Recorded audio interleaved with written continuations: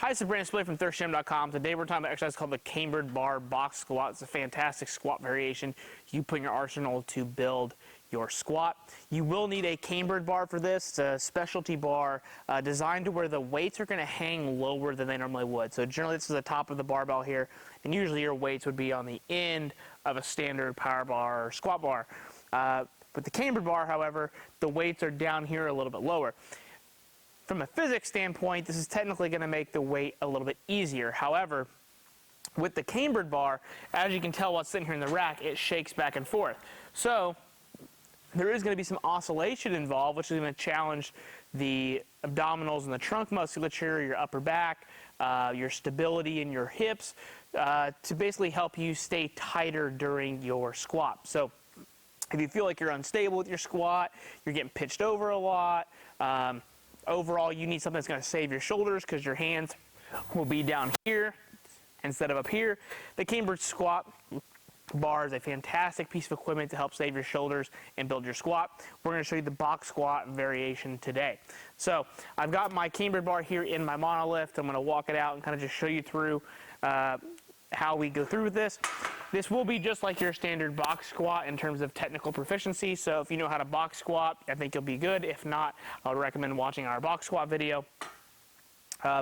But this one also has knurling on it, which is really nice. There's some that don't have that. But for the most part, you're going to find them shaped like this, or you'll find some that are shaped just for a monolift. I'd say you're seeing the rack options a lot more popular now, just so that you can put them in like a home gym and you don't have to have a $4,000 monolift just to squat. So we got the bar here. I'm going to line it up on my back. As I'm walking it out, I'm going to have my feet right underneath my hips, keep my chest tall. I got the bar right where I would normally have my my back squat. So for me, I'm a low bar position. You could be a high bar. Just know that if you use a high bar position, there's obviously going to be more movement than if you're going to have your low bar position. It's going to be a little bit more stable. We're going to be here. We're going to walk it out. We're going to step, get in good position, get our feet a little bit wider than hip width, okay? So we're not going to go super close. We're going to go with a little bit wider than hip width, our regular squat width here.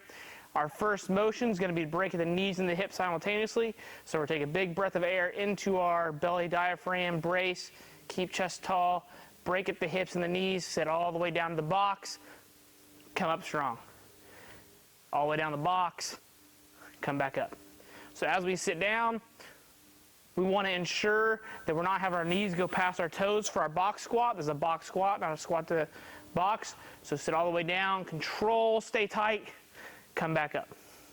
Now, if I had weight on here, it'd be oscillating a little bit, and you can probably see it already oscillating a little bit on me just with nothing on it.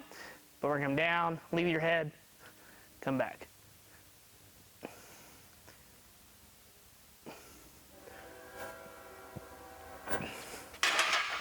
Right.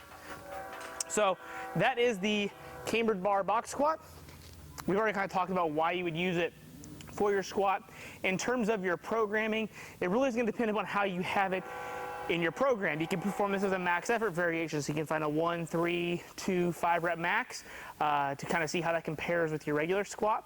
You can also perform this for repetitions, so you can do sets of like 6 to 10, especially if you happen to be focusing on more hypertrophy or just some extra volume. That's a good option as well. I really don't like anything past 10s on squats, to be honest, but that is an option here. And then by all means, you could perform speed work with it as well, where you just put around 65 to 75% of your 1 rep max and perform it for sets of probably 2 to 3 and trying to come up as fast as you can off the box. Basically, compensatory acceleration training would be what you would kind of call that. That is also an option for you. So I really think that focusing more on the strength realm, which is your squat, but it is a great way to build your hip musculature, glutes, hamstrings, your trunk, torso, specifically for your squat if you are a strength athlete. If you happen to be a sports performance athlete, I do think it's a great way that if you don't want to get your arms overhead or get them back behind you, you're trying to give your shoulders a little bit of rest during season. I know that we particularly use this with some of our baseball kids as they get out of season, and we try to get them squatting a little bit. We use the cambered bar to give them a little bit of rest because we use a safety squat bar a lot in season, and a little bit of mix-up in training can be great for them mentally, but still let them get after it. So that is the cambered bar box squat. You got any questions, leave them in the comment section. Thanks. Have a great day.